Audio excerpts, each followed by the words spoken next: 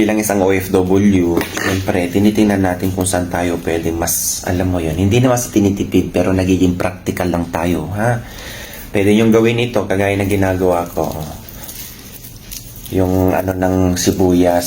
So, ang ginagawa ko dyan, para hindi masayang carbs, kita nyo yan, ang hahaba na ng kanyang ugat. So, bawasan mo lang yan, ganyan. Tapos yan ang ilalagay mo dito.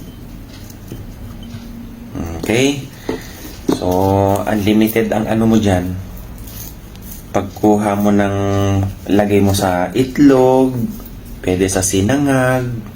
After 3 days, mag-harvest ka na yan, Caps. Bawasan mo lang yung ugat niya na napakahaba. Okay? Kasi walang lupa dito sa amin, sa 5th floor. So, huwag naman masyadong madami yung tubig, bawasan natin. Yan. Imbes na yung flower vase mo, gawin mo na ng kapaki-pakinabang. Okay, shout out po ha. Pwede nyong gawin ito kung wala kayong lupa sa bahay nyo, dyan sa dito kasi wala talagang purong lupa dito na Okay, so malaki po yung tutulong nito, Cabs. Madalas kong ginagawa yung ganito. Okay, so ito medyo madami pa ang tubig niyan. Hanggang dito lang dapat. Yung maano lang yung kanyang roots at hindi mababad yung kanyang stem. Ganyan lang dapat siya. Kung meron kayo dyang mga maliliit na bato-bato, lagay nyo muna yung bato sa loob, ganyan, saka nyo ilagay ito para may pagpatungan siya. Okay? Diskarte ng isa. Okay, shoutout lang po sa mga gustong gumawa ng ganito o yung mga gumawa na shoutout po sa inyo, ha?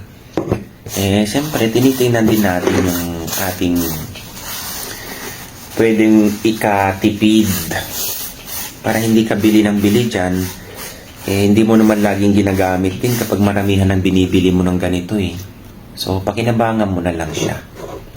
Okay? So, na-share ko ng Cabs ha. Totoong nangyayari bilang isang OFW.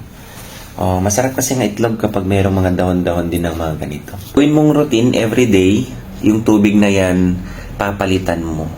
Kasi, ayan, nasisip-sip niya din yan para hindi po siya mamaho. Okay?